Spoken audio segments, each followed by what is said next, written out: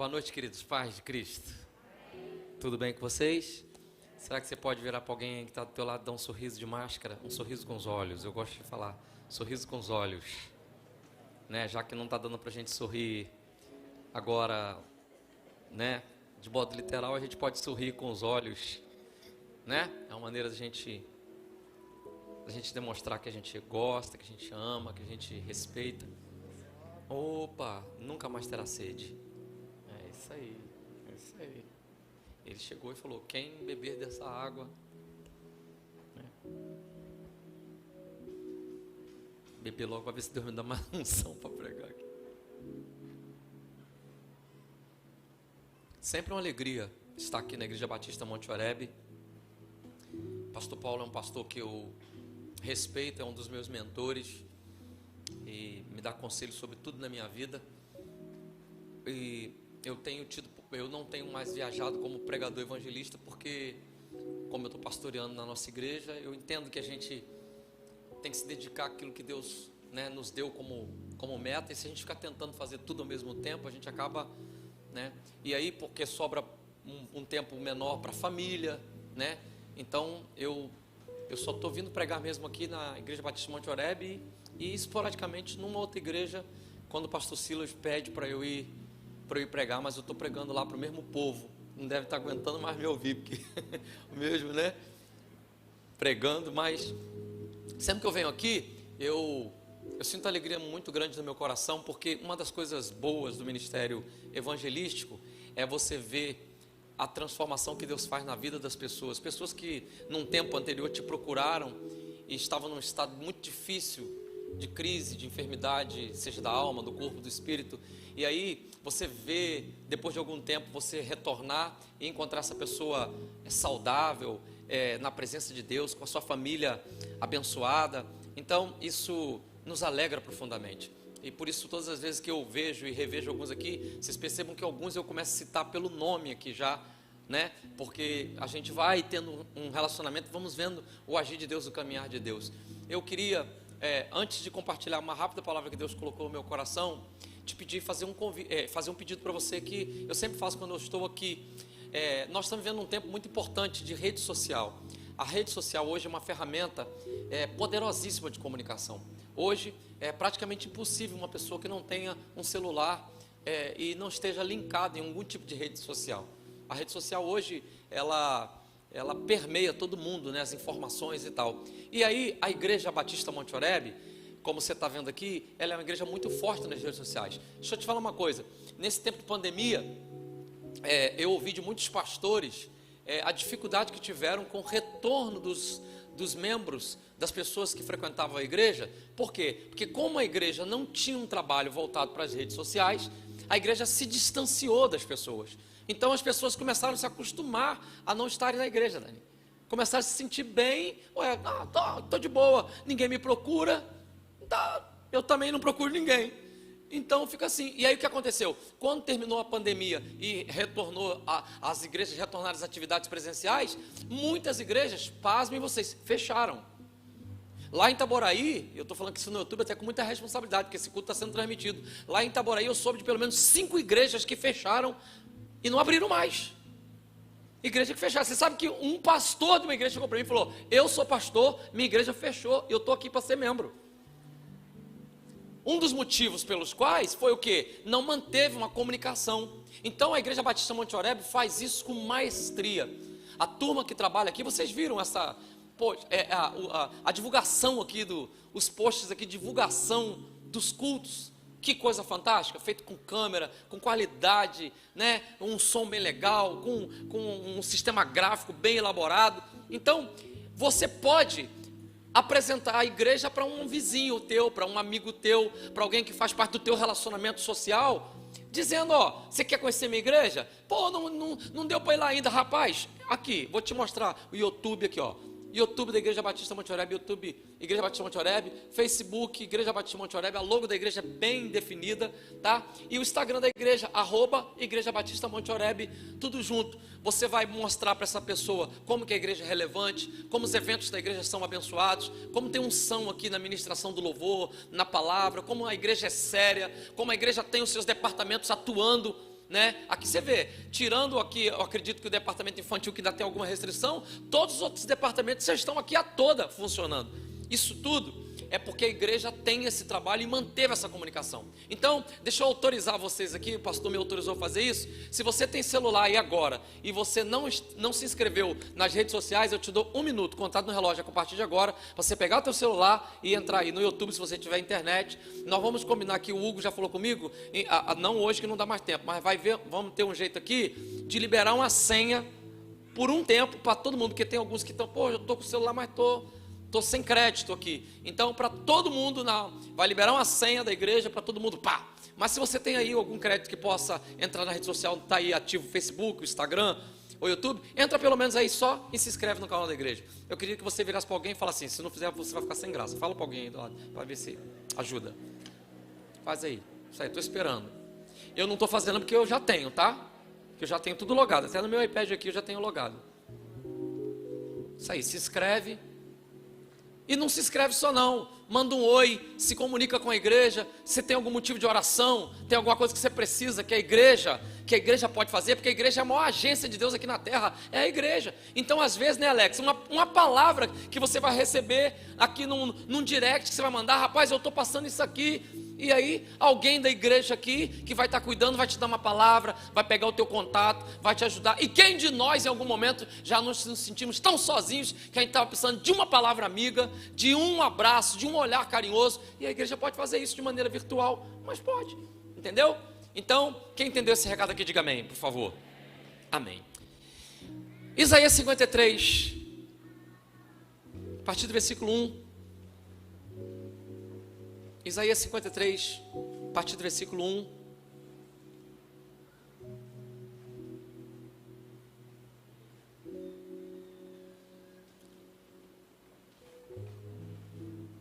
Isaías 53.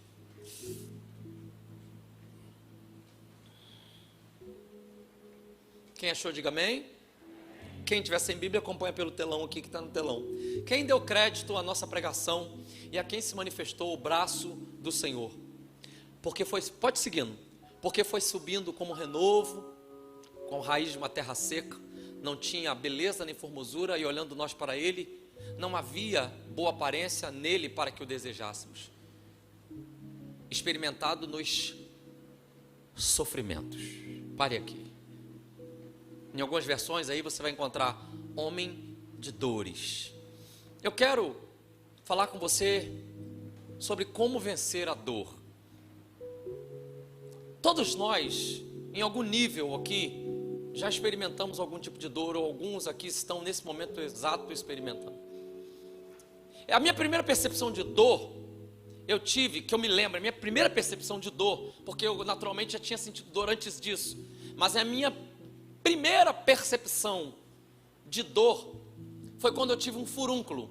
Certa vez eu tive um furúnculo, e todo mundo sabe aqui que furúnculo é aquela inflamação que dá interna, né? Alguns mais antigos aqui sabem que as pessoas de mais idade costumavam fazer o quê? Tu via que estava inchado e isso aqui é furúnculo. Então eles começavam a botar azeite, né? Azeite quente para puxar, para ver um olho, né? Para ver um olho, que é o olho, aquela parte onde fica amarelinha, para poder ter um olho, para poder espremer o pus, né? Coisa nojenta, né? Para espremer o pus, para poder, né? E aí eu tive um furúnculo. Comecei primeiro a sentir uma dor no pé, no peito do pé. E aí aquela dor, incômodo. Daqui a pouco minha mãe foi vendo que estava inchando. Minha mãe falou, isso é furúnculo, né?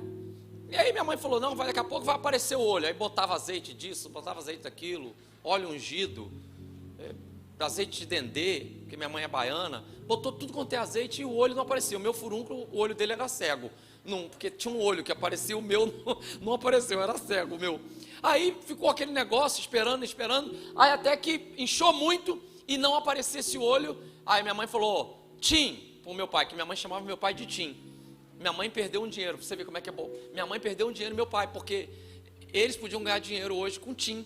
Porque meu pai chamava minha mãe de Tim, minha mãe chamava meu pai de Tim. Hoje alguém patenteou isso, ganhou uma fortuna com isso, e meu pai morreu, não deixou nada para minha mãe ainda tem o nome de Tim, mas ela não tem como provar que foi ela que criou. Mas minha mãe chamava meu pai de Tim, meu pai chamava minha mãe de Tim. Aí você está falando, você tem que ser esperto. Um cara ganhou dinheiro com oi, Quando a gente podia esperar que alguém um dia tenha a sacada e ia ganhar dinheiro com a palavra oi? Você sabia que toda vez que você fala em um meio, por exemplo, como eu estou falando aqui, oi, eu estou pagando direito autoral para um cara que pegou e patenteou e disse, a palavra oi é minha. E quem fala oi vai ter que me pagar direito autoral? O Tim, minha mãe deu esse mole, não tem nada a ver com o assunto, mas vamos, perde aqui. Aí, olha só, minha mãe falou assim, vamos então no médico, porque pelo jeito está com carnegão. Ó, minha mãe casada com negro, meu pai é mó negão, minha mãe racista. Por que carnegão? Por que não é carbrancão? Porque você viu racismo, minha mãe, carnegão. Aí, meu pai que era negão também, foi me levar no hospital. Aí meu pai comigo no hospital foi barato, porque eu tenso, porque pai, vai doer. Já estava doendo, né? Vai doer lá, eu vou tomar injeção, aquelas coisas todas. Meu pai, não, meu filho, fica calmo, papai está aqui, papai está com você, papai está com você. E meu pai era meu herói. Eu falei, então tá bem, eu estou aqui com o Superman, vai dar tudo certo. Chegamos no hospital, fizemos a ficha, e logo depois a moça foi e falou, vamos levar ele naquela salinha ali. Aí me levou. Aí a moça falou, oi, bonitão, tudo bem? Tudo que a enfermeira faz. Quando a enfermeira chegar para você, criança, aqui, adolescente, e falar, nossa, você é lindo, se prepare, ela vai furar você. Vou provocar um dano aqui nas crianças. É brincadeira, tá? Brincadeira. Falou que é lindo, que vocês são lindos mesmo. Aí ela, ô lindão e tal, vamos tirar esse negocinho aí pra você ficar bom? Aí eu falei, vamos e tal. Aí ela foi e falou assim pra moça, vai, é aqui, segura a perna dele aqui. Aí a moça foi, segurou minha perna assim, aí ela apertou, eu fiquei olhando assim, falei, nossa, pra quê? Aí foi passando um outro enfermeiro, ela falou assim, fulano, vem cá, segura a base do pé dele aqui também. Aí foi a moça me segurando aqui e o outro cara me segurando aqui. Aí eu olhei pro meu pai, assim, meu pai falou, calma, papai está aqui, tudo certo. Ela pegou um bisturi e ela deu o primeiro corte.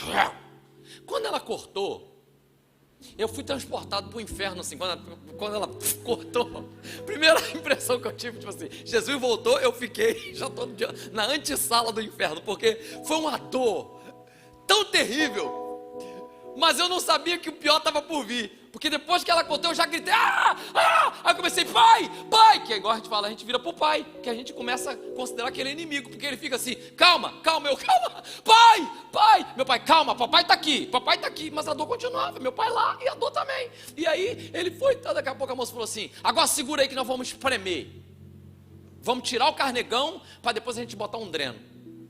Gente, quando a mulher pegou e começou a espremer, irmão, eu dei um grito tão alto, mas um grito tão alto, o grito de Ezequiel no Vale dos Ossos Secos, eu dei um grito, que meu pai foi ficando branco, foi ficando carro branco, meu pai ficou tão tenso que ele viu o nível de dor, meu pai foi ficando branco, meu pai desmaiou, caiu, a pressão dele baixou, meu pai caiu. Aí eu vi eu gritando, a moça falou assim, o pai dele caiu. Aí a moça falou assim, peraí, vamos acabar aqui primeiro, depois a gente cuida do pai. Aí, continuei gritando, meu pai está aqui, não vi mais, porque ele estava no nível inferior, já no chão. E aí, gente, quando acabou, que a moça ainda botou aquele dreno, que é a borracha, para não deixar a carne encostar, entendeu, para curar. E depois que ela isolou o pé e tal, eu estava tremendo tanto, ela falou assim, bota esse menino no soro um pouco, para ele dar uma acalmada. Quando eu fui para o soro, quem estava no soro? Ficou eu no soro, e meu pai do lado falou, viu filho, deu tudo certo, o pai tá... Gente, eu descobri a humanidade do meu pai naquele dia, eu falei, meu pai é ser humano, gente. Foi a primeira percepção de dor. Mas depois disso, eu comecei a ser muito consultado. Agora eu vou dizer de uns anos para cá, muito consultado, eu virei um consultor de dor. Por quê? Porque eu tenho um canal chamado Doses de Ânimo, e nesse canal eu trato dos porquês da alma.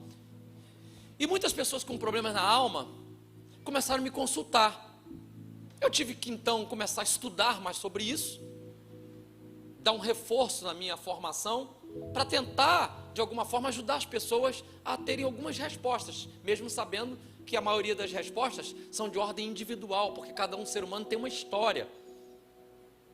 Mas eu me tornei um consultor de dor, primeiro porque eu já sofri muita dor, já senti muita dor e também já provoquei muita dor. Então, deixa eu falar uma coisa, eu me tornei um consultor e eu aprendi uma máxima. Deixa eu fazer uma pergunta para você. Você prefere se consultar sobre saúde financeira com um camarada que fez um negócio e deu certo, ou com um camarada que fez 5 negócios e faliu em 4? Quem prefere se consultar com o que deu certo na primeira vez, levante a mão. Ok, um direito que você tem. Mas deixa eu dar um conselho para você. Se você se consultar com um que só tem um conselho, você só tem uma variação. Agora, se você consultar com outro que tem 4 horizontes, você vai ter 4 prismas, vai ter 4 janelas, vai ter 4 possibilidades. Então eu prefiro me consultar com alguém que quebrou 4 vezes e aprendeu para acertar na 5ª, do que alguém que só acertou, porque quem só nasceu para acertar, às vezes não está preparado para as quedas da vida. E se você não se preparar para as quedas da vida, você não vai ter a tua estrutura espiritual e emocional forte para você aguentar os trancos dessa vida, porque essa vida não é para frouxo. Essa vida é para gente que quer romper. Eu não estou falando aqui para gente que quer desistir. Estou falando para gente que quer vencer, que quer andar para frente, que quer prosperar, que quer avançar. Eu quero falar para gente que quer crescer. Deixa eu levantar a mão aqui e ver se alguém aí pode levantar a mão. Alguém que quer andar para frente, alguém que quer prosperar, alguém que quer avançar, alguém que até que é um vencedor, que já passou dores e talvez até esteja experimentando dores agora, mas não quer se entregar para a dor, quer aprender para vencer essa dor. E eu quero dizer uma coisa para você em nome de Jesus: a tua dor vai fazer com que você seja exemplo para outras pessoas que estão enfermas hoje, mas amanhã serão curadas como você foi, e darão conselhos para outras pessoas para saírem do estágio de dor, para entrarem num estágio de um novo tempo, para uma nova vida em nome de Jesus. Mas algumas coisas a gente precisa então aprender sobre a dor. Primeiro, a coisa que eu quero que você guarde no teu coração é que a dor, ela sempre traz um recado. A dor, ela traz um recado. Perceba, por exemplo, quando você dá uma topada no teu pé, o que acontece? Você dá uma topada no teu pé e aí você machuca o seu dedo, ou qualquer um dos dedos do seu pé, ou machuca a unha, quebra a unha. É uma dor terrível. E o que vai acontecer? Se você tentar, depois de alguns minutos, pisar com esse membro no chão, você vai sentir mais dor do que na hora do impacto, porque na hora do impacto você sentiu a dor, mas não sentiu tanto porque a tua adrenalina estava alta e você não estava esperando aquele choque. Agora que você já sabe que aquele membro está machucado, quando você tocar aquele membro no chão, ou se alguém apertar aquele membro, ou simples manuseio, quem aqui já teve o desprazer de ter uma unha encravada, quando a manicure vai mexer na unha, que tem que tirar a unha e ela está inflamada porque está encravada? É uma dor terrível. Às vezes você fica pensando, cara, eu acho que era melhor deixar do jeito que está, porque catucando está doendo mais. A ciência explica. O que acontece? No nosso giro, Alex, no nosso córtex frontal, o que acontece? Quando você leva uma topada, automaticamente o cérebro manda um comando de dor para aquele membro, para aquela área, porque nesse comando de dor tem um aviso: não mexe aí porque está machucado. E tem que doer para você não mexer, porque se você mexer, o que vai acontecer? Você não vai ser curado e vai usar esse membro em condições inferiores ao que ele estaria se ele tivesse curado. Sabe por que às vezes você sente dor? Porque Deus está falando para você: eu estou usando essa dor para fazer você parar o que você está fazendo, para você parar de ir na direção que você está indo, para você parar de tomar as decisões que está tomando, para você parar de fazer as alianças que está fazendo, para você parar de acreditar nas coisas que está acreditando, para você começar a acreditar nas coisas que você não acredita. Você precisa parar para que essa dor seja tratada, para só então você conseguir avançar. Olha o que o cérebro faz. E por que você não pode simplesmente colocar um remédio analgésico? Porque é aí que tem o problema, Rondinelli. Tem pessoas que resolvem tudo com o quê? Com paracetamol, com dipirona sódica. E as pessoas aí não percebem. E se tem alguém que ligado à área de medicina ou enfermagem, sabe o que eu estou falando. O analgésico, ele não desinflama. O analgésico, ele só inibe o ponto da dor. O analgésico, ele age no sistema nervoso central, mandando um comando de anestesia naquele lugar. Quem aqui, não sei se sou eu, porque já aconteceu comigo, quem aqui já sentiu, começou com uma dorzinha de dente? Meu dente está incomodando, incômodozinho, incômodo. Procurou dentista? tomou analgésico. Aí começaram a dar dica: faz bochecho com água quente e sal. Aí parou. Tá incomodando hoje? Bota gelo. Só analgesia. Só analgesia. Bota gelo. O gelo é anti-inflamatório, natural, mas só gelo, de maneira... Aí o que aconteceu? Doeu, parou de doer. Depois doeu de novo um pouquinho mais forte, você aumentou a dosagem ou mudou o tipo de remédio. Depois de um tempo, você foi no espelho e você estranhou. Quando você olhou ontem, você estava assim. Hoje, quando você olhou, você estava...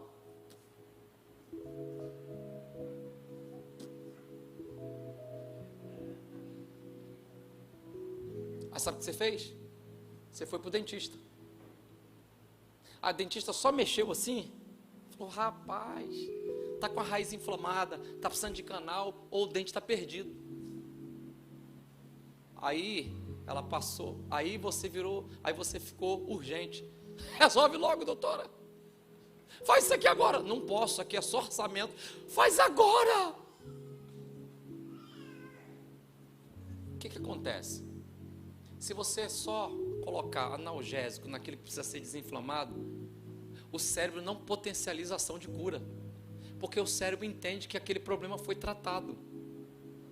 Olha que coisa de doido. Você não está sentindo dor, o cérebro fala: acabou o problema.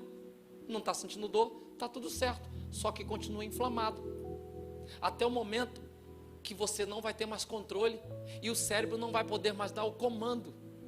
Você vai ter que procurar um especialista para tirar. Você está entendendo o que eu estou falando? Tem coisas que você não pode usar paliativo. Tem coisas que as pessoas estão usando para tirar a dor momentaneamente. Tem gente que está tirando a dor de uma perda usando um cigarro de maconha. Tem gente que está tirando a dor de uma perda, de um abandono, de um prejuízo, numa garrafa de conhaque, numa caixa de cerveja. Tem gente que está tirando uma dor de um abandono numa casa de prostituição. Isso é analgesia. Isso não resolve o problema. Isso só aumenta o problema, porque você não está matando o problema. Você está adormecendo o problema. Você está se acostumando a conviver com esse problema. E mais dia menos dia, quando você bem menos esperar, você vai acordar e aquele membro que só estava inicialmente inflamado, ele está agora perto de ser amputado. Você sabe que gangrena começa até com unha encravada? Eu conheci um jogador de futebol, que jogava muito futebol, não era profissional, mas era um dos caras mais bons de bola, da vai quem quer, e ele pulou um muro, que estava com vidro. Ele pulou um muro, para pegar uma pipa, e aquele hábito que as pessoas têm de colocar vidro no muro. O que aconteceu?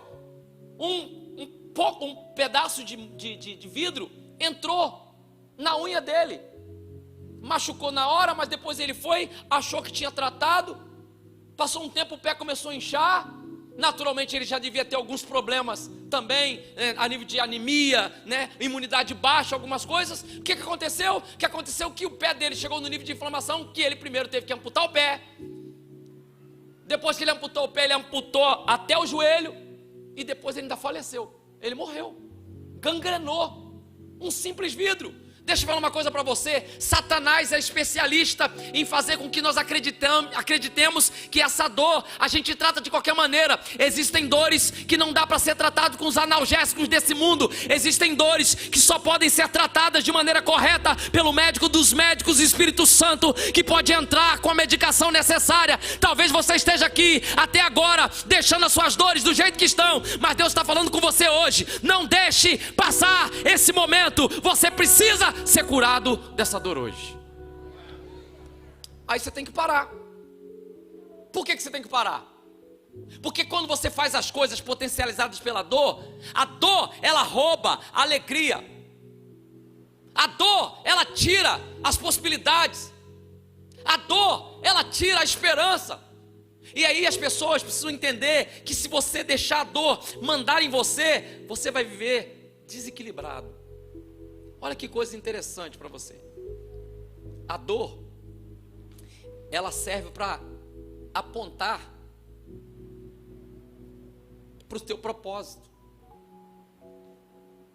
Às vezes você não vai entender por que está doendo assim, mas a dor está apontando para o teu propósito. Você quer ver um exemplo? Vamos citar Moisés.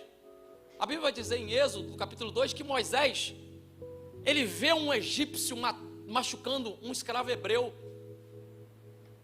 Moisés, ele fica com ódio daquilo, porque ele acha uma injustiça, porque mesmo ele estando vestido com roupas egípcias, mesmo ele estando se comportando como um egípcio, Moisés tem sangue hebreu. Então o que vai acontecer? Moisés vai se sentir tão chateado, revoltado com aquela situação de violência contra o hebreu, que ele não vai se aguentar. Ele é forte, é um príncipe, ele parte para cima do egípcio e mata o egípcio. Moisés não sabia, mas aquela dor que aquilo ali gerou estava levando Moisés para o seu propósito. Moisés, ele foi para o Egito para ser o libertador do povo de Deus do Egito. Então talvez você não entenda que às vezes a dor vai apontar para o teu propósito. Talvez a dor que você esteja sentindo não é para te matar, é para levar você para a direção que Deus quer que você vá, é para levar você para o caminho que você nunca depois vai se arrepender, e você vai dizer: ainda bem, bendita a dor que me assaltou naquela época, porque foi aquela dor que me levou na direção do meu propósito, foi aquela dor que me fez chegar onde eu não esperava que chegaria, foi aquela dor que me fez estudar mais, foi aquela dor que me fez ralar mais, foi aquela dor que me fez conquistar mais. Deixa eu falar algumas coisas para você aqui. Você perdeu alguém que ama?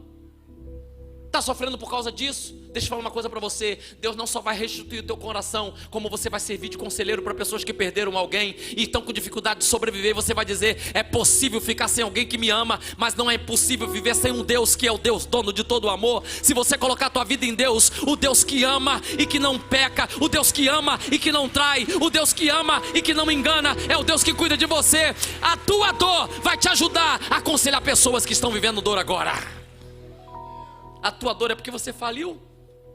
Como eu disse aqui, você pode ser agora um coach de pessoas que estavam na falência, ensinar como as pessoas devem dar a volta por cima. Talvez Deus esteja dando uma oportunidade para você. Traiu, foi traído. Deus pode te ensinar as pessoas a recomeçarem, a recomeçar fazendo da maneira certa, a recomeçar sem mentiras, a recomeçar de maneira honesta, fidedigna. Você talvez viveu a descrença até dos teus pais, nunca acreditaram em você, nunca acreditaram no teu potencial, sempre acharam que você não chegaria a lugar nenhum.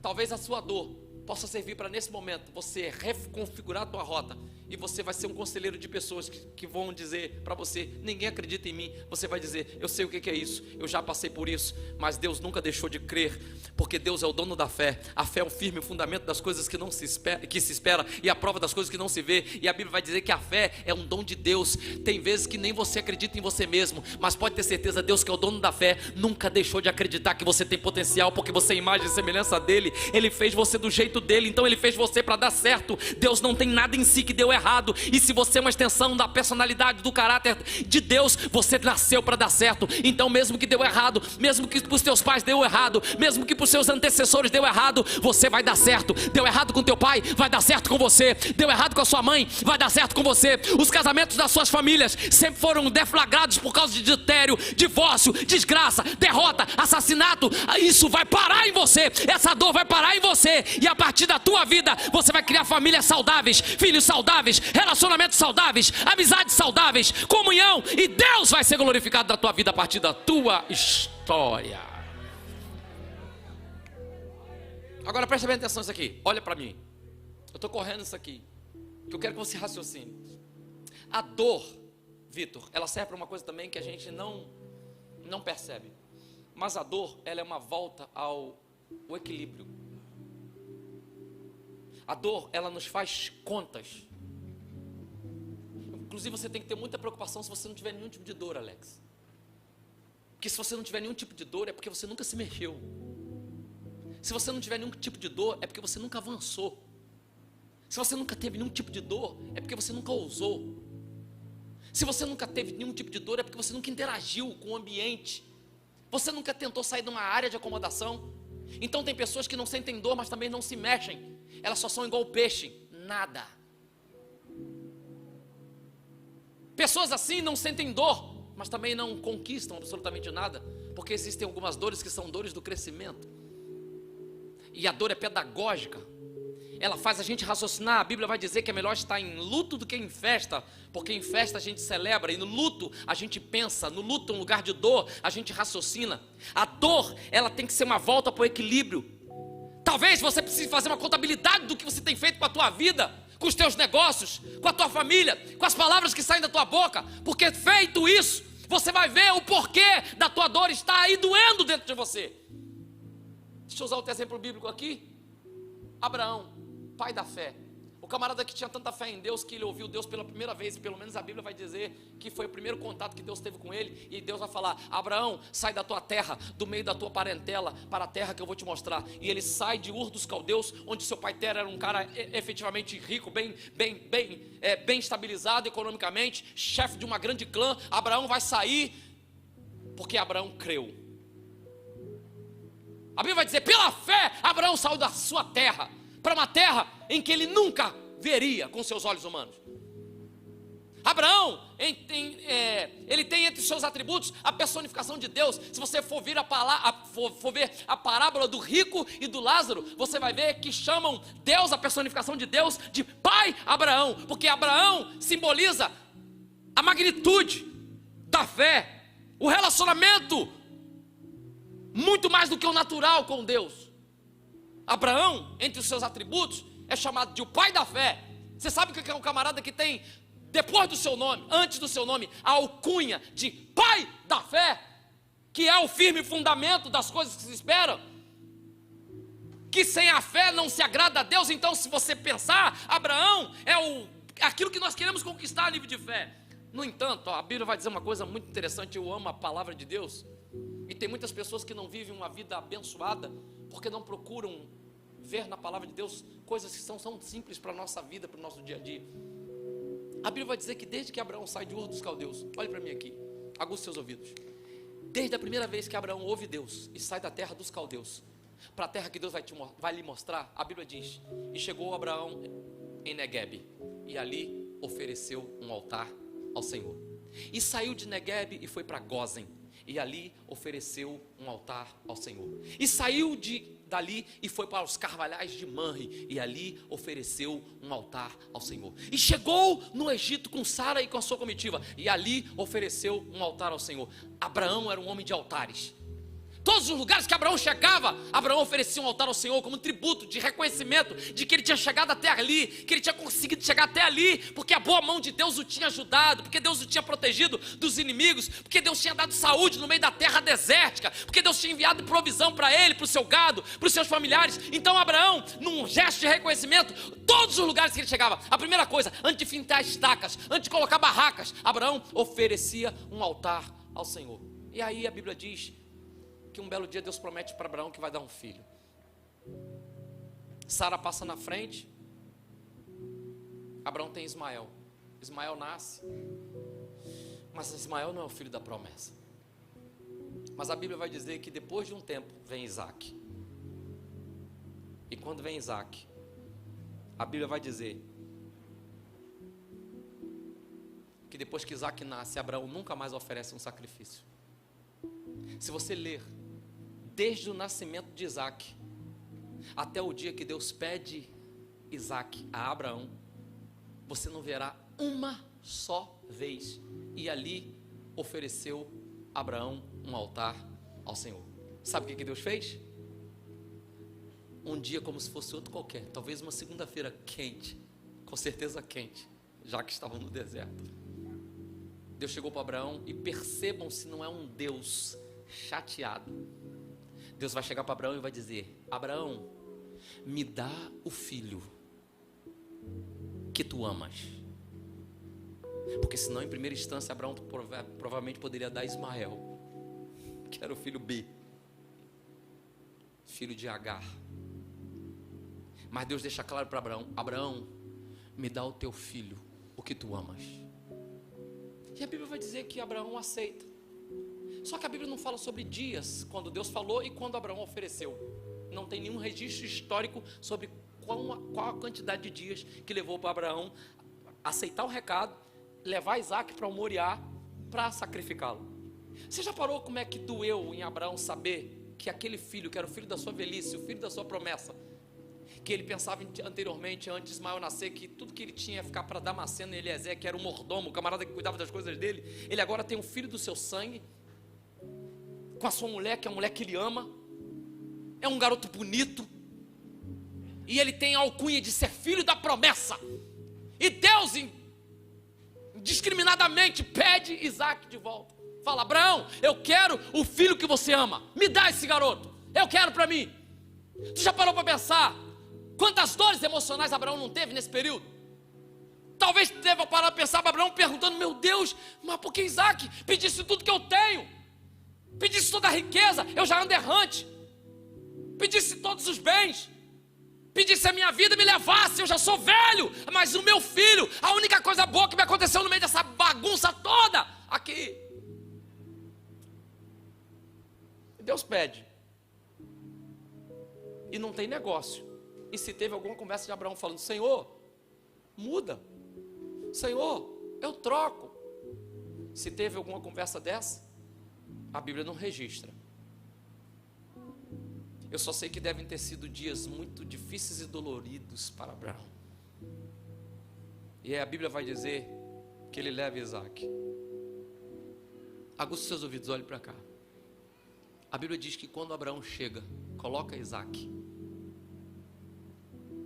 Tem muita gente que fala que Abraão se fixou na fé, porque Abraão disse, quando Isaac perguntou: pai, a lenha está aqui, o holocausto está aqui, mas e o cordeiro? E Abraão disse: Deus proverá. Eu já vi tantos pregadores pregar. Abraão estava falando isso porque Abraão sabia que ia voltar com Isaac. Ok, é um viés profético. Não estou aqui para desfazer nenhum tipo de viés profético. Mas o fato é que não existe nenhum registro que Deus prometeu para Abraão que ia trazer Isaac. Muito pelo contrário, só mostra Deus pedindo Isaac, e não tem outro tipo de conversa. Talvez, eu digo talvez para não entrar aqui no campo da heresia, que isso aqui é teologia sistemática, a gente não é obrigado a acreditar em tudo, porque são viés humanos. Mas talvez, para você raciocinar, talvez Abraão disse para Isaac aquilo que a gente diz quando não sabe o que dizer. Quem aqui já teve a experiência de estar com alguém que está com câncer terminal? Eu tive isso com meu pai. E perguntar: meu Deus, será que Deus vai me curar? Pai, confia em Deus, crê em Deus, Ele é poderoso. Eu não estou dizendo que eu estou vendo, eu estou dizendo que eu creio que Ele pode, se Ele quiser. E eu acredito que Abraão, como era um homem temente a Deus, não ia ser nesse momento que ele ia amaldiçoar a Deus, não ia ser nesse momento que ele ia envergonhar o nome de Deus. E Isaac pergunta: pai, a lenha está aqui, o holocausto está aqui, mas até agora, e nós temos muitos cordeiros lá, estranho, eu estou aqui, o servo está aqui, o senhor está aqui, mas o cordeiro não está aqui. E aí Abraão fala: filho, Deus vai prover para si. Olha que Abraão fala: Deus vai prover para si o cordeiro. Sabe o que Abraão está dizendo aqui? Uma interpretação aqui, que você tem direito de aceitar ou não, mas é profética. Abraão está falando: meu filho, eu não sei o que Deus quer, eu sei que eu não estou gostando do que Ele está pedindo, mas se Deus manda eu faço, mesmo que me doa, mesmo que me machuque, mesmo que não seja aquilo que eu gostaria de ouvir. Deus sabe o que é melhor, mesmo que o melhor não pareça para mim o melhor agora. Deus sabe, Deus conhece o futuro, então Deus sabe. Eu não sei o que vai acontecer contigo, eu não sei o que vai acontecer comigo, eu sei que eu estou cumprindo ordens. Deus mandou, está doendo, mas eu prefiro estar dolorido fazendo o que Deus mandou, do que estar saudável fazendo o que Satanás mandou. Deixa eu falar uma coisa para você, mesmo que esteja doendo, porque às vezes tomar decisões ao lado de Deus vão doer, vão machucar, vão te mutilar, vão te tirar coisas, vão te tirar pessoas, vão te tirar relacionamentos, vão te tirar posição. Mas é melhor você estar com Deus e não ter nada desse mundo, do que você estar com tudo desse mundo e sem Deus. Eu prefiro estar sentindo dor com Deus do meu lado, porque Deus é o que fere, mas é o Deus que sara, é o Deus que mata, mas é o Deus que faz viver, é Deus que tem poder e nunca perdeu o controle. Deus nunca fica desestabilizado, Deus nunca fica emocionalmente abalado. Deus tem o controle, Ele não está preso a espaço e tempo. Os deuses desse mundo têm boca, mas não falam, têm pés, mas não podem andar, têm mãos, mas não podem apalpar. Mas o meu Deus, Ele está vivo, Ele trafega na eternidade. Não há impossíveis para Deus. E quando Ele quer, Ele dá a dor. E quando Ele quer, Ele sara, porque Ele, por amor, Ele faz o que lhe apraz para você ficar perto dele e você voltar para o estado original. A Bíblia vai dizer que logo depois, quando Abraão se prepara, e deve ter sido muito estranho, porque Isaac, para alguém aqui que esteja desavisado, Isaac não era um garotinho, pequenininho, não. Isaac já era um moço. Por isso que muitos usam Isaac como a personificação de Cristo, porque Isaac, não, pastor, não aceitou, não brigou contra o pai, não chutou o pai, não. Eu imagino Isaac, já parou pensar a cena? Abraão falando, meu filho, presta atenção, olha para mim aqui, olha para mim. A Bíblia não diz, mas deve ter tido algum diálogo, pelo amor de Deus. Abraão era um pai amoroso, deve ter tido algum diálogo. Abraão deve ter falado, meu filho, eu não sei o que eu fiz, mas Deus pediu você. E a Bíblia diz que Isaac, mesmo sem entender, porque também deve ter doído nele. Por quê? Porque Isaac não queria morrer. Isaac era herdeiro, estava no auge da sua vida. Você acha que Isaac desejou morrer? Não, Isaac deve ter falado, pai, mas Deus pediu a mim. Pediu, meu filho, deita aqui, eu vou amarrar você, porque você pode ter espasmos, e eu vou ter que imolar você, porque Deus me pediu. Pai, por que Deus pediu? Não sei, meu filho, mas Ele pediu. E sabe o que a Bíblia vai dizer? Eu não sei se Abraão, mas deve ter acontecido, e é verdade, esse texto não é um texto histórico, é um texto verdadeiro. Eu acredito que Abraão deu um beijo em Isaac.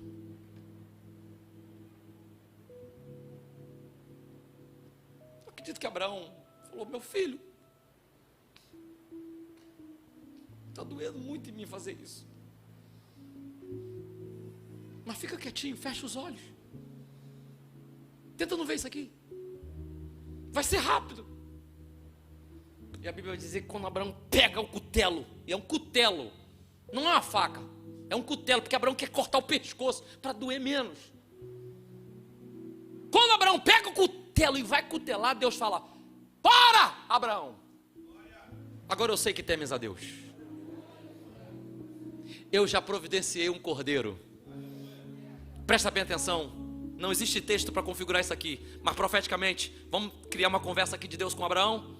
Abraão, o problema nunca foi Isaac, eu nunca quis o teu filho, eu quis dar o filho para você.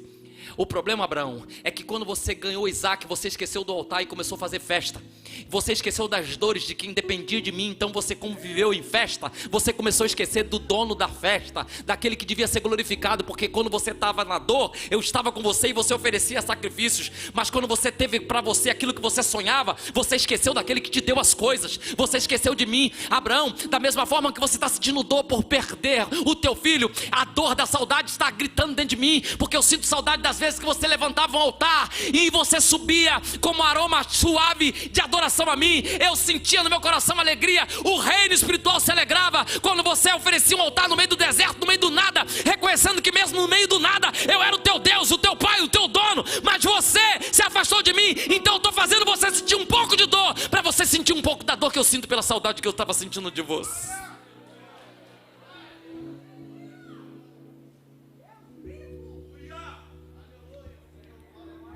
Tem dores que nós sentimos porque nós estamos longe de Deus.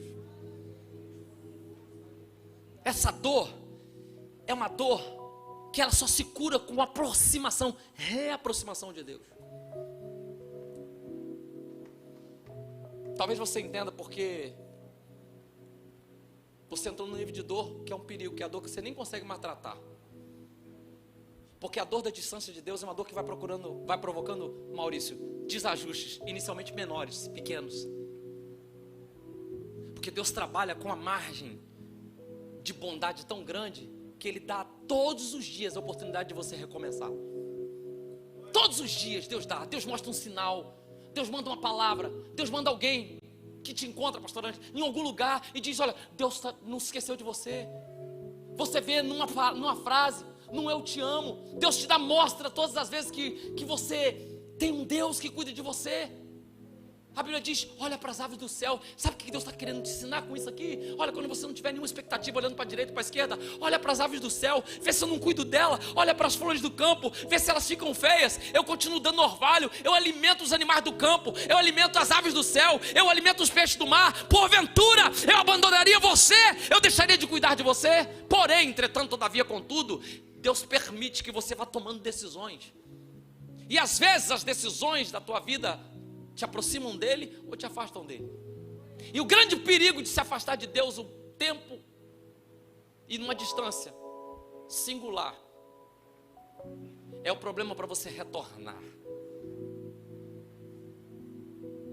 Pega uma bicicleta, qualquer um aqui que saiba andar de bicicleta, pega uma bicicleta que tenha bons freios, pegue a ladeira mais íngreme que você conhecer, que dê para você descer sem capotar, e desça com a bicicleta. Pode ter 2 quilômetros. O máximo que você vai ter de esforço é para manter os freios e manter o seu equilíbrio enquanto desce. Você vai ter que ter coordenação motora. Mas quanto mais você descer, não se esqueça que mais difícil é para você voltar e subir. Porque para descer a gravidade ajuda. Sabe o que a gravidade simboliza? O mundo, com seus ímãs, com as suas atrações, que fazem com que você desça ladeira abaixo. E Deus vai dando corda e vai dizendo: freia, para, encosta numa árvore, segura, porque ali ainda dá para você voltar. Até o momento em que você vai descendo e desce num buraco tão fundo que quando você tenta voltar, você tem que voltar contigo, com a bicicleta que foi contigo, e você tem que lutar contra a gravidade, porque é como se fosse uma avalanche. Você está andando contrário.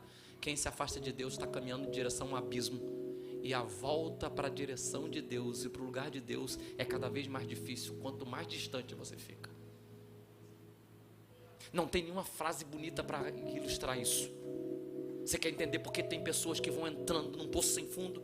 São pessoas que todos os dias Deus diz: volta, volta, recupera, transforma, conserta, arruma, se arrepende. E todos os dias a pessoa tem essa opção de fazer assim e voltar, mas a gravidade sempre vai atrair para baixo.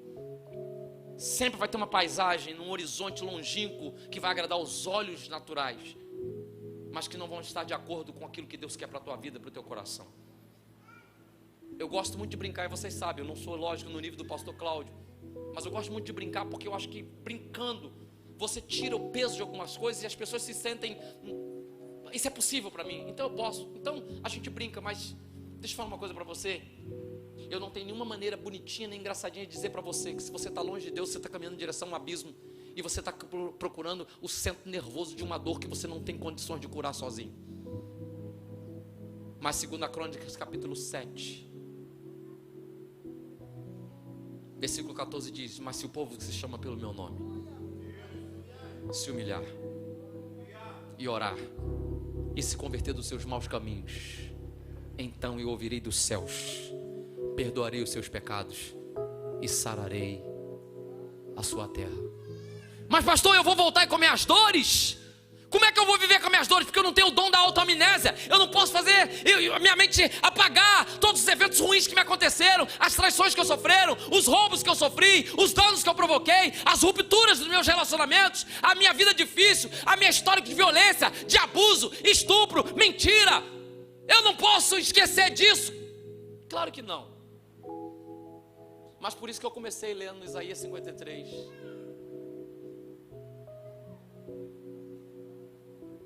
Quem creu na nossa pregação? E a quem se manifestou o braço do Senhor? Porque foi subindo como um renovo, como a raiz de uma terra seca. Não tinha parecer nem formosura, e olhando nós para ele, nenhuma beleza havíamos para que o desejássemos.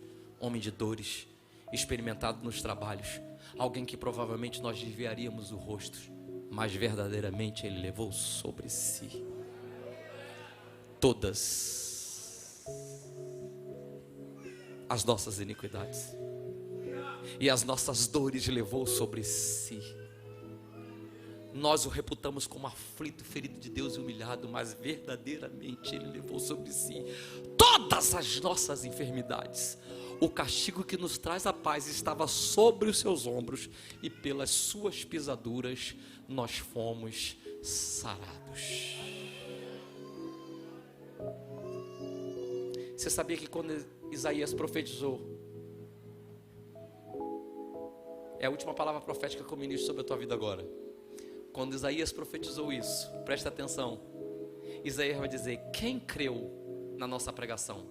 Porque foi subindo como renovo. Ele levou sobre si. Quando Isaías está pregando isso, Jesus ainda não tinha morrido.